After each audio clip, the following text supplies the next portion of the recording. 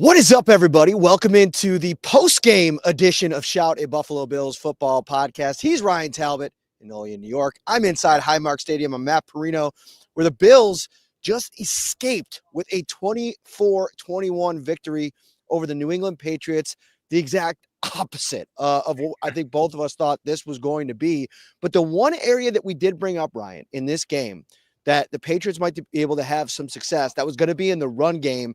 And I thought Ramondre Stevenson really gave the Bills problems. I thought that their front really out-physicaled the Bills, especially in the first half as they went out to a 14-0 lead, and the Bills had to kind of respond, and they did. James Cook having a couple of big drives. We'll get into him in a little while. But the Bills escaped. What is your number one takeaway from this game? Number one takeaway is you can never take a divisional opponent lightly. Teams with nothing to lose especially are going to come out and throw everything at you possible. We saw a fake punt deep in New England's own end of the field. We saw them playing aggressively early on, and they got out to a 14-0 lead because of that. And, you're going to go into a game next week against a Jets team that they were going for it on fourth down quite a few times. They were being aggressive. Didn't lead to a win for them, but when you're going against teams that have already been eliminated, you can't get eliminated from the playoffs twice, Matt. So they're going to come out, they're going to throw everything at the Bills, and it's going to be up to the Bills to be able to answer. Yeah, and I think the other big thing for me is this was a spot that I think we probably should have spent more time talking about. Not necessarily it being a trap game, but like an emotional downturn, right? Like you win the AFC East against the Niners, you come out a little bit lackadaisical against a sharp Rams team, and it takes a while for them to get going. And by the time they get going, it's too late. Then you get up for the Detroit game, huge game against the NFC's best. Now you got to come back in the cold weather against a New England Patriots team, which, let's be honest, this was their entire season. I mean, I would imagine Gerard Mayo spent this week telling his team, listen, we can build our offseason around a performance like this. They played like it. And, one of my big takeaways is, Ryan, something you said was so on the money going into this game. Drake May, to me, if I was taking any quarterback in the AFC East, not named Josh Allen, to start my franchise with going into next season, Drake May would be the guy that I would go with over Tua, over Aaron Rodgers, whatever quarterback the Jets end up getting. Maybe they draft one this year. I think Drake May is the real deal, and I think New England's found themselves a quarterback. Yeah, I agree with that completely. That touchdown, the opening touchdown pass that he made, that was just a drop in the bucket, perfect throw to the receiver on that play. You couldn't ask for a prettier throw than that. He was standing in, facing pressure early in the game, having success finding his guy. The pressure packages really did flip and work for the Bills in the second half, it felt like, but early on, for a rookie, I thought his play was really impressive. He made a lot of terrific throws, and you could see the movement and the mobility when he was taking off running with the ball, but also just keeping plays alive and rolling out of the pocket when pressure was getting home. We're brought to you by Tops Friendly Markets. Right now, Christmas bonus. Couple more days still happening at Tops, and 'tis the season to save on your groceries. Get over to Tops and save on all of your other favorite stores and restaurants. With over 25 gift cards to choose from, there's something for everyone on your list. And don't forget to treat yourself to some extra savings. Save on great gifts like toys and games from GameStop or Toys R Us at Macy's, things for your home from Lowe's, that new big screen TV you want from Best Buy, and so much more just by shopping at Tops. Be Santa's biggest little helper with Christmas bonus from Tops. And I'm sure everybody wants to talk about Josh Allen because for the second straight game, some funny business with his funny bone on the sideline. At one point, he threw a deep ball, and it was the most inaccurate deep ball I've seen from him maybe since his rookie season. And, he comes out after the game and he says he took a hit, apparently on his elbow again, lost feeling in his hand for a few moments, had to shake it out, work it out on the sideline. Ryan, this is his throwing arm. I don't think this is like an imminent concern. I don't know if this is something that's going to linger, if this had anything to do with the one from last week. But now we're looking down the barrel of these last two games, most likely being irrelevant.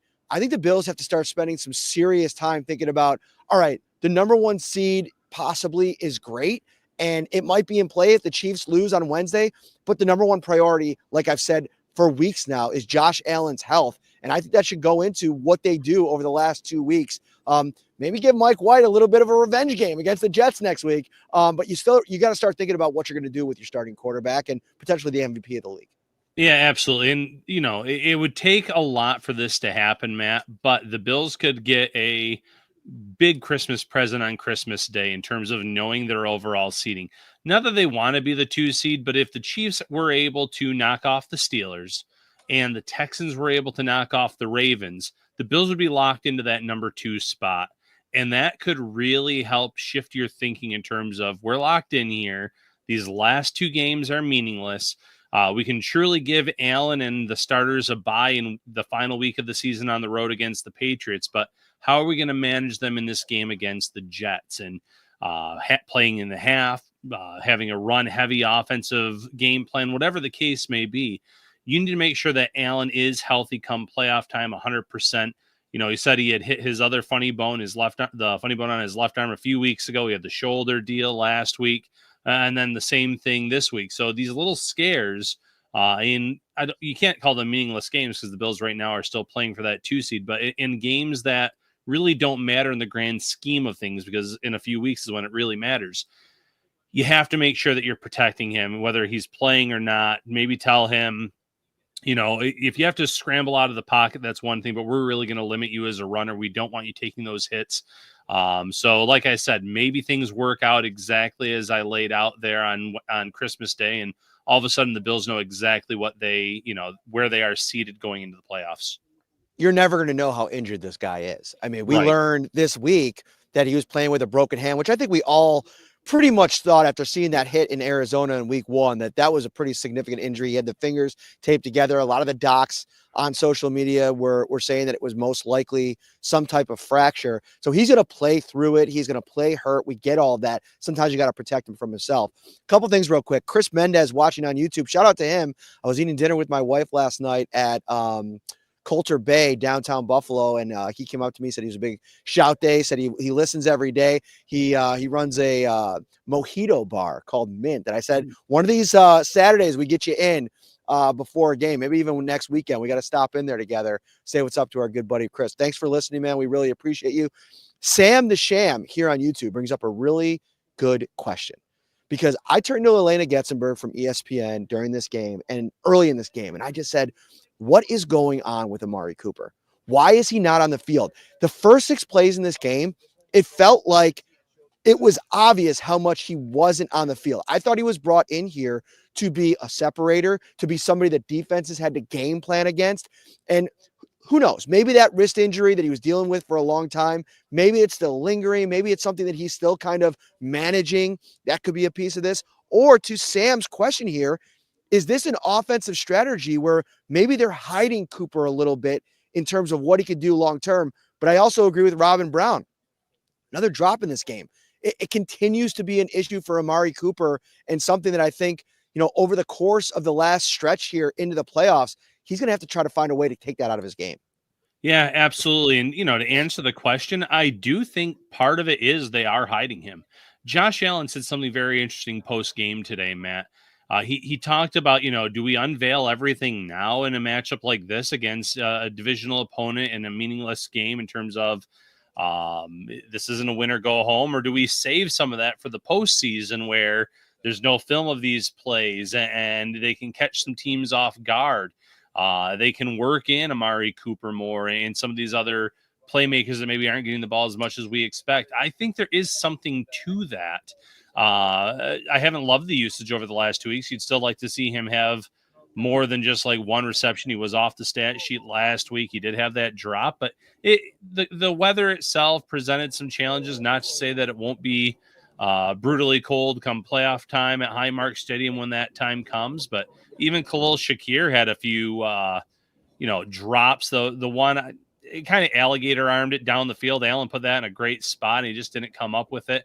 It was very rare to see him make a mistake like that. So mistakes were happening. They had 2 fumbles on one drive, Shakir with one, and James Cook a few plays later. Luckily, they recovered both of them. So some uncharacteristic mistakes, definitely sloppy. But I also think the Bills, to their credit, are keeping some things secret, and for good reason, with some games coming up against, 1, some pretty good defenses, and 2, against some teams that have given them some trouble in the regular season, like the Ravens potentially, or a team that has been the reason they've gone home more times than not in the playoffs, the Chiefs.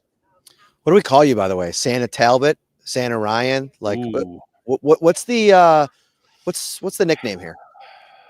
I'm trying to think of something right now. I don't know. You got any nicknames? Do you got any nicknames that people call you? I would know. No, nothing. I'm disappointed. I wanted to coin a new phrase. If anybody's got it, drop it in the comment section. If you're watching on YouTube, thank you so much. Hit that like button, subscribe as well. Shout out to our good buddy Alex Brasky. Wrote a really good column. You should go read it over on social media about his dad. Sending the best out to the Brasky crew. Alex got to watch the game with his dad today, which I think is really awesome. I've watched the Bills game with my dad since I started on the beat. So I was just thinking about that today. Shout out to him. And he also hashtag Parrino Tough. Dude, I don't want to hear anybody call me soft. I know I complain about the cold a lot, but I'm out here grinding, Ryan, in sub-freezing temperatures because this is determination, and it's really dark up there. And I want to try to give people a good viewing experience at home. So that's why I'm out here. All right, let's get to the defense here. A couple of guys that we got to talk about. Balin Spector and Kyer Elam. And I want to start at the linebacker spot. So Sean McDermott revealed that, I talked to Dorian and Balin Spector in the locker room after the game, and all of them were basically talking about the fact that both these guys were injured during the week. The injury that Dorian Williams has been dealing with obviously re-entered the game last week, but it's something that he's kind of been mitigating all season. Spector tweaked the calf again, and he also told me that it's the injury with the one calf is so bad that he's trying to overcompensate, and now the other calf is starting to bother him. So he's just an absolute mess. They were trying to patch this thing together today, play Balin Spector on early downs, Dorian Williams on late downs. They had to pivot. And obviously when Dorian's out there, honestly, Ryan, he might be, as a matter of fact, I'm not going to say might. He is the best option, Matt Milano included right now at the weak side linebacker spot. He's dealing with the injury. I think getting him healthy over the next couple of weeks, as crazy as that sounds, is almost more important than getting Milano back. And I also think the Bills should think about maybe going to Andreessen opposite Bernard. However, you got to kind of work that out. Give Dorian Williams a chance to kind of get as healthy as possible, or maybe he's not going to get healthy. Maybe it's something he's going to have to get healthy in the offseason. He's going to have to play through some stuff. And he said today, that's this time of year. Everybody's dealing with these kinds of injuries, but that's the plan that they tried to go with today, and it wasn't good enough. I mean, Spector really did a bad job in coverage. He had the pass interference early. He was out of position on a couple of run fits. In coverage, he was kind of a liability. They have to come up with a different option if Dorian Williams isn't able to go full-time next week. Yeah, I don't know what percentage Dorian Williams was at. Sean McDermott said post-game that, he was banged up, so that's why they were giving Spector the start in the game. Whatever percentage he was at was night and day better than Balin Spector. He was a heat-seeking missile on that field. He was getting into the backfield consistently. He was timing his blitzes perfectly and getting into the gaps against the run. There were some nice blocks by Antonio Gibson on one play where it looked like he was going to get in there for a sack. But he disrupted so many plays and made such an impact with his snaps where, like you said, you have Balin Spector, who this guy seems to just be a walking injury. And, I feel bad saying that for any player, but he cannot stay healthy, Matt. Every summer we talk about it. Every season we talk about it. He has the IR stints. He comes back. He gets hurt in practice. He gets hurt in games. You got to turn the page from this guy in the offseason. At least make him the low man on your depth chart and make him prove that he can actually stay healthy for once. But when he's been out there, he's been a liability. You could see early on that the game plan for the Patriots, Drake May and that offense, we're going to pick on him, that being Balin Spector. We're going to go after Cole Bishop early on. They had some success there. And late in the game, too, against Kyer Elam. They were targeting weaknesses, and it was working for a good chunk of time. In the defensive secondary, just an absolute rash of injuries. I mean, you have the two safeties still out, and Taylor Rapp, Damar Hamlin, Rasul Douglas still not able to get back, despite saying earlier this week that he was going to be good to go to play in this game. Mm-hmm. So it gives another opportunity for Kyer Elam. And Ryan, we've been pretty big Kyer Elam defenders on this show. When he's gotten opportunities to play, I feel like he's found a way to make a play. And now this is 2 straight weeks where, given the opportunity, I thought he was fine last week, nothing terribly bad. But this week, I thought he was a liability in coverage against one of the weakest wide receiver rooms in the NFL. On that touchdown, I believe it was Kayvon Butte in the end zone there. It was actually pretty good coverage, but you got to be able to get, in terms of staying sticky on the guy, but you got to get your head around. You got to get yourself in a position.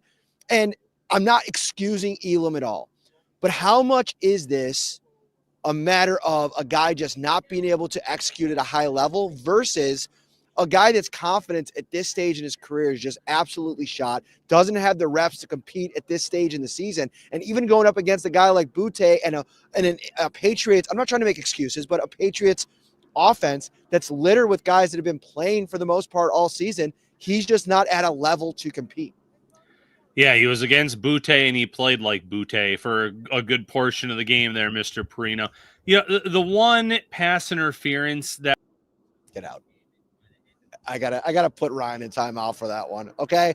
That was dad joke 101. And I can't be here for it. Okay. I'm just kidding. Let's get Santa Claus back in here. Santa, I'm sorry. It's I didn't mean to cut right. you off. I know somebody's going to comment right away that, oh, you cut off Ryan all the time. Wah. Whatever. Zip it. You know, it's all right. But he had joke. the 2 pass interference penalties in the end zone late.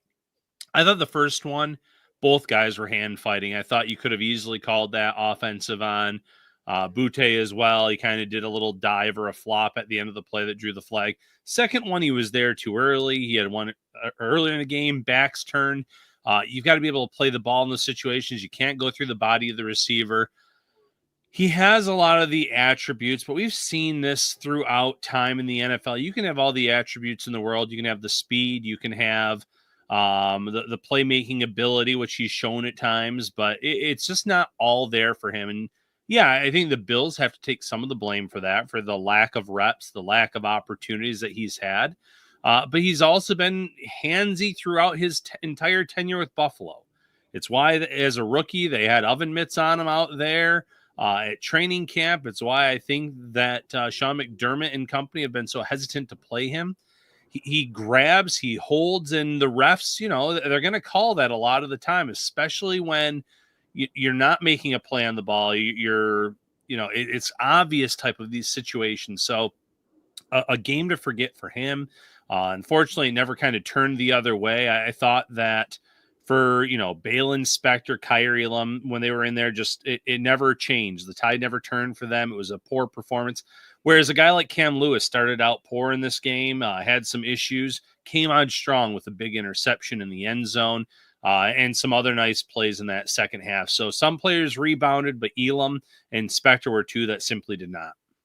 And it's not all bad. I do agree with Sean McDermott to a degree, and my wife, who is usually on the money with her takes, sent along a take after the game. Like, as bad as this looked, this is the kind of game that, the Kansas City Chiefs have made their season on in a lot of ways. They've won a lot of ugly games where they've played poorly on both sides of the ball.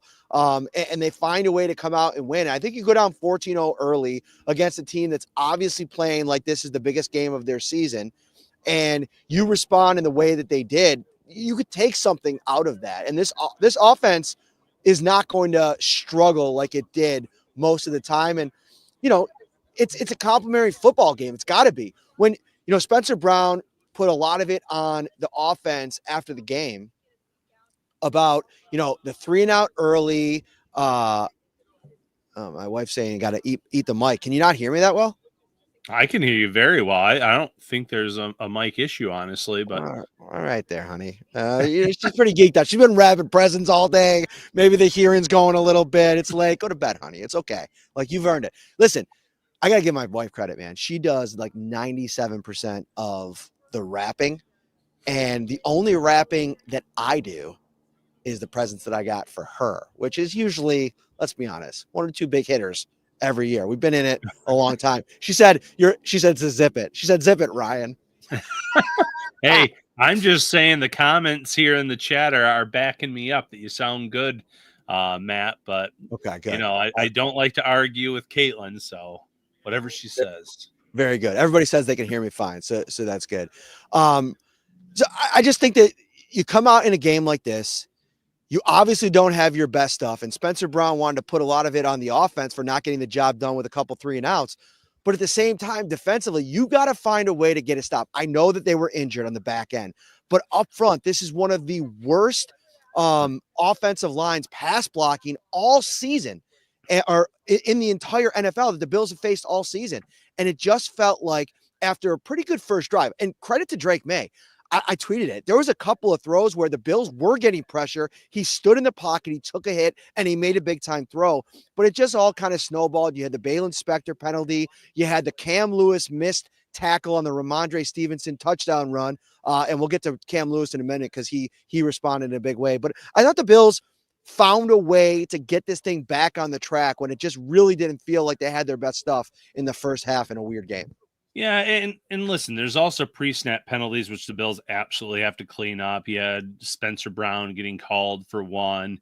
A few offensive linemen had some of them early in this game too. And when you get backed up, it gets very tough to move the chains and have successful drives. But early on, I thought that the way the Patriots were playing the Bills was very smart. We're not going to bring the extra heat. We're going to play our front four and hopefully get some pressure. We're going to keep someone back, kind of keep an eye on Allen. Then we're going to dare your guys to beat our guys on the back end. And it wasn't happening early on.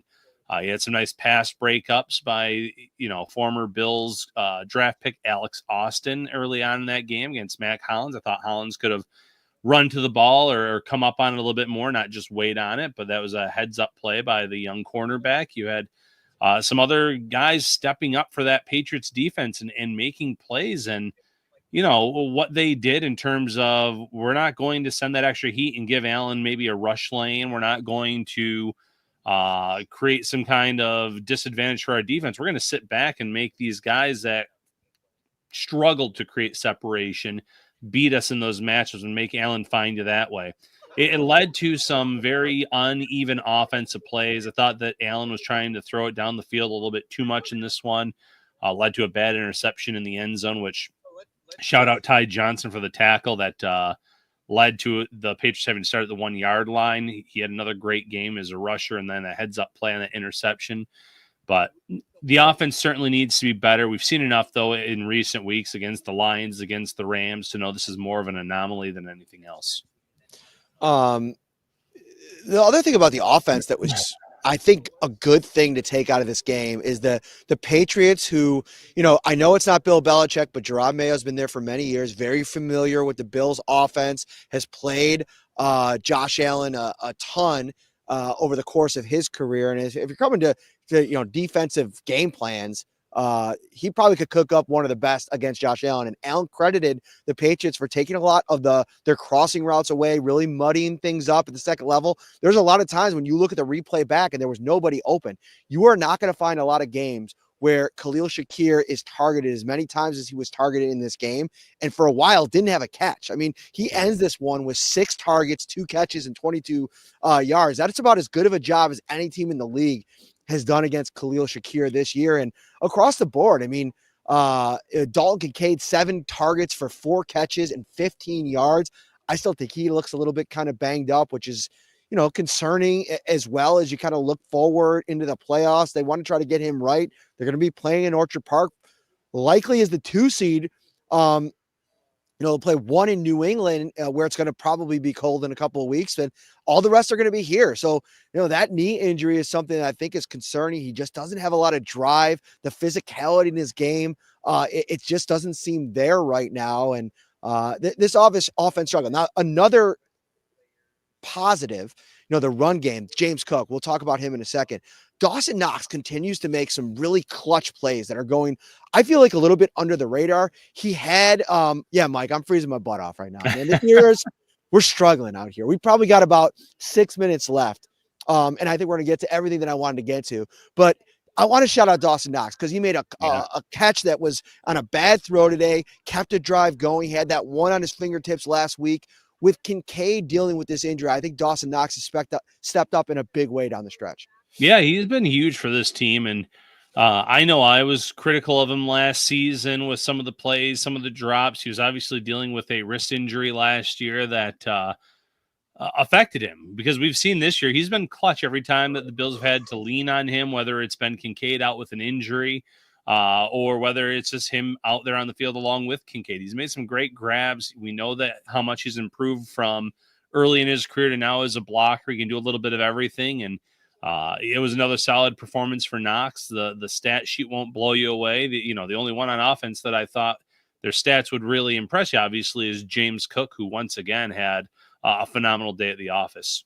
Cook was an amazing. And I mean, he's on track to just have the kind of season that I don't think any Bills fan, even the most bullish on Cook when they drafted him, thought that this was possible. I mean, the way that he's running, Sean McDermott week after week is talking about how good he is when he comes in hungry and angry. And he's playing for a contract, right? If I'm any running back in the NFL right now and I'm seeing the renaissance at the position with Saquon Barkley and Derrick Henry, I'm like, man, I put up numbers and it is going to be time to talk money when I get to the contract. I don't know if the Bills are going to be able to make him a part of their long-term future, depending on what the numbers end up looking like. But he is having a spectacular season. He was a spark plug for them in this game, and he has just become such an urgent runner. And I never thought that was going to be part of his game. Like, that was the thing that I was so critical of with Marshawn Lynch early in his career with the Bills, was I thought he danced at the line of scrimmage a little bit too much. I thought that was going to be what held James Cook back a little bit. But man, he has to wait sometimes with the way that they run that wide zone run, and he's got to pick his spot and he's got to hit the hole. He did it in a big way, and another 40-plus yard touchdown. He's got 4 on the season, Ryan. He's been electric for the Bills. Yeah, a leading receiver, too, with a touchdown. And I mean, leading receiver was 26 yards today. It tells you how the passing game went. But leading receiver, leading rusher, 100 yards on 11 carries. The vision, the burst, the speed. He's someone where maybe the Bills – I see man over there. Maybe the Bills do need to try to figure out a way to re-sign him. But I will say his brother was on social media, Delvin Cook, saying pay the man. At one point it was like he had 20 million in the comment. Listen, the Bills and no one are going to pay 20 million per year on average to a running back. James Cook is having an unbelievable year, a very special year though. So eventually he is going to get paid, whether it's here or somewhere else. Yeah, man of war, relax. Thanks for the super chat, buddy. But relax with the MJ greater than LeBron stuff. By the way, I'm going to send you a video I saw. I saw Doc Rivers the other day talking about LeBron, and I thought it was the most on the money take when it comes to LeBron that I've ever heard. And I'm somebody that's defended him. I got to be honest with you. LeBron, he's kind of like jumped the shark for me a little bit later in his career. He's hanging around the whole Bronny stuff. There's a lot that goes into it, but I love MJ, dude. Like, the thing is, I don't think it should be such a passionate fight either way. But I got to send you this video, and I want your take on it next time we do a show.